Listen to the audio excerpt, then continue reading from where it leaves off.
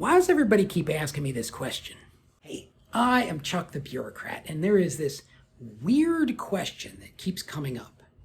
Can a retiree be involuntarily recalled to active duty? And I didn't really take it seriously the first 2 or 3 times it came up, but recently I was at the DMV and I showed the guy my retiree ID, and he was like, "Ooh, you better be careful that you don't get called up." And that was the last straw for me. Time to figure out if and under what conditions I can actually get called up. Okay, the short answer, yes. A retiree can be involuntarily called back to active duty, but it requires a declaration of war or of national emergency by either Congress or the President. Now, the long version. There are 4 pieces of U.S. code that govern this situation. They're all in Title 10, 688, 688A, 688-9, and 690. And just as a side note, Section 688A does not mean subsection of Section 688. It is its entirely own section, shoehorned in there between 688 and 689. I do not make these rules, I just play the game. The first thing about these 4 sections is that they have a very clever construct to them. They start by giving the service secretaries virtually unlimited power to recall retirees.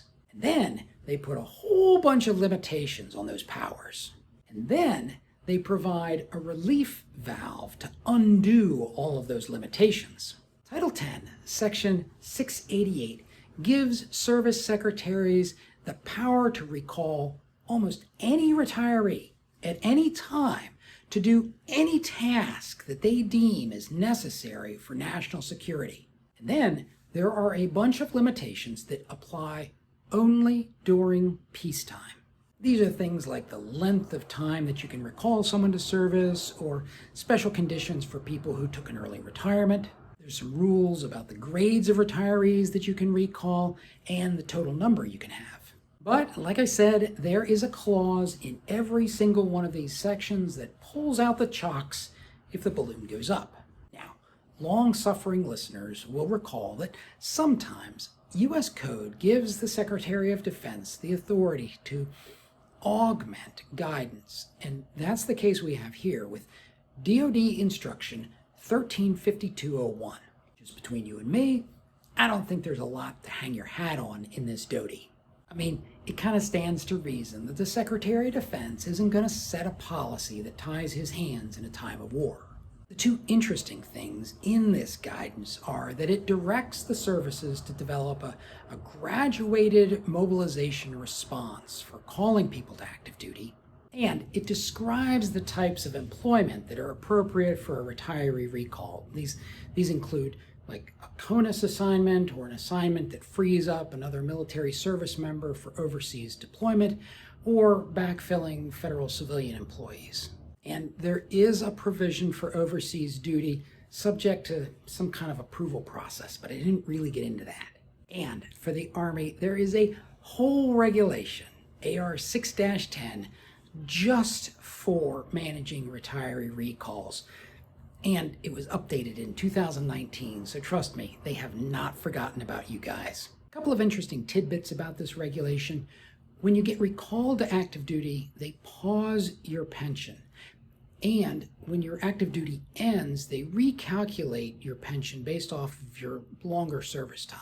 What about medical fitness? Well, the Secretary of Defense has the authority to lower that bar as much as he deems necessary. Although, if you don't make the Army's height-weight standards, you will be put on the body composition program. What if your MOS or skills are out of date? Oh, don't worry, they've got a whole process to reclassify you. Probably the most interesting thing about this Army regulation is that there are 3 categories for implementing that graduated mobilization response we talked about earlier.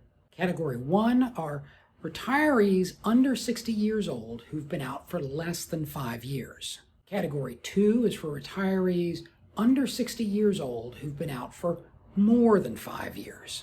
And then Category 3 is for anybody 60 years and older or people on a disability retirement. Now, as far as I can tell, that disability retirement refers to somebody who was medically retired before they hit 20 years of active federal service. It doesn't mean somebody who's getting a VA disability payment. And I don't know what happens to your VA payments if you get recalled. So here's the big question. What if you just don't show up? Well, the reg has a whole bunch of steps that the commander of HRC has to dance through. But at the end of all of that, service members who do not report are reported as deserters. And when a retiree gets reported to DFAS as a deserter, their pension stops. I mean, I kind of feel like I have to show up. Now, if you are out on your morning run and you can't skip ahead, you are stuck listening to my idle speculation about what's really going to happen here. Key historical moment will occur that causes the president to sign a declaration of national emergency. It'll probably come less than a week after some Lusitania, Pearl Harbor, 9/11, Gulf of Tonkin kind of incident. This event won't really be a surprise to people who are paying attention because tensions will have been on the rise for a while, and the event is just a trigger. Remember the Maine! That got us into the Spanish-American War. Under that state of national emergency, stop loss will go in effect to hold on to the people who are already on active duty. Reserve, National Guard units, they'll get called up, and some retirees with special skills will volunteer for active duty. But I think it is going to take time and casualties for retirees to be involuntarily called to active duty. There'll be a drastic dip in recruiting. I think they'll have reeled back in everybody who hasn't finished their 8-year contract. You know, the people who think it's only a 4-year contract, but in reality it's 4 years active duty and 4 years reserve. Involuntary recall of retirees is probably the last stop before conscription. And if you know my views on the all-volunteer force, you know that over a long enough time period, we will eventually have to go back to conscription, whether the politicians like it or not. That means involuntary mobilization of retirees, well, that'll happen too. So stay sharp, keep yourself fit. Your nation may need you again, and when they do, you want to set the right example. In fact, now might be a good time to reflect on the warrior creed.